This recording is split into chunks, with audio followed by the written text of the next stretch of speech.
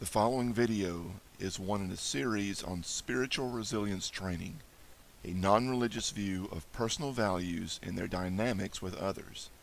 The contents reflect a variety of principles and practices of systems theory and relational counseling for team building and family resilience. Although the series is intended to support Army Corps values, each video also encourages the viewer to reflect on their current prominent values in specific situations and to consider what values may be more appropriate to means and results that are honorable and helpful with others. Chaplain Dillard initiates creating and posting these videos. Their contents and YouTube's linked videos do not necessarily reflect specific beliefs, practices, requirements, or endorsements of the Department of Defense, its subordinate organizations, or other groups with which Chaplain Dillard is affiliated. Welcome back. This is the first in a series on building trust. Today we're going to talk about the dynamics of trust, specifically circles of proof and circles of access. In a moment you're going to see what will become very complex, but I'm going to try to take it slow. Pause the video at any time that you'd like to reflect on it, discuss it. Please invite me over. We'll turn this into a training class if you'd like. You're going to see different perforations of lines, and those perforations of lines show different levels of access. A well-perforated line shows that anybody can see this, anybody can have access. As that line becomes more solid, fewer people have access, and when it becomes very thick, very few people have access by our choice, sometimes by the nature of the relationship. But you'll also notice that the size of the circles changes. Now, this is not intended to communicate that the size of the people in that circle gets bigger. In fact, the size of the circle indicates that the power and the intimacy of that is larger, but in fact the circle is smaller. That might sound confusing, but I think you'll catch on as we go. Alright, you ready? Let's take a look at some of the following slides. The first circle of proof is that we have shown them what we have accomplished. Specifically, we've shown them our products. They have come to site visits, whether that's at work or in your neighborhood. They've come over, you've gone over to their place. Reports, official reports, informal reports, etc. But there has been visibility on exactly what we have done, and because they have seen that, there is a level of trust that we have earned. They've seen what we've accomplished. These people are what I call watchers. Now, they might be your neighbors, they might be an inspector at your job, they might be a more distant supervisor, could be people who you are marketing your product to, any number of things, but they are somewhat on the outside, but they have easy access to see what you have accomplished. And we need these people specifically for our job. We need them for our job security, for reputation, for promotion, and even though they're kind of on the outside, we absolutely need their trust for those very practical reasons. Now, if we go a little bit deeper, the access is a little bit less, but the importance, the depth, and the power is greater. Take a look at the next level. That would be that we have proven to the people how we accomplished what we accomplished.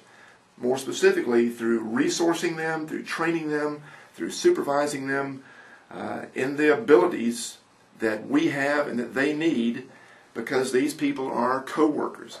And we need these people for our productivity. We need their knowledge, we need their skills, we need their efficiency, and so we daily spend time together making sure that we are being productive. Now, those sound like they might specifically apply to a job, but don't they apply to a family?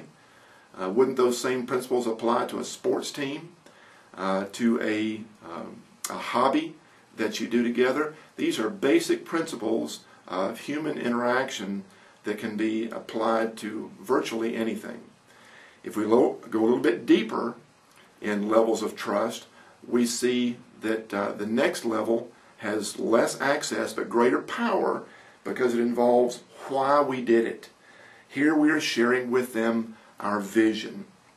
A positive future focus on priorities and individuals. What that means is that we can't do everything, So we're focusing on some things for which we are responsible, either as the leaders or as an organization or both, because these are our fellow leaders. And we need them for our personal and professional growth. We need their analysis, and analysis is more meaningful than knowledge. It is, what are we going to do with this information? How is it actionable to make meaningful decisions? We need their mentorship and to mentor them. And in these opportunities, in these relationships, we gain experience as leaders.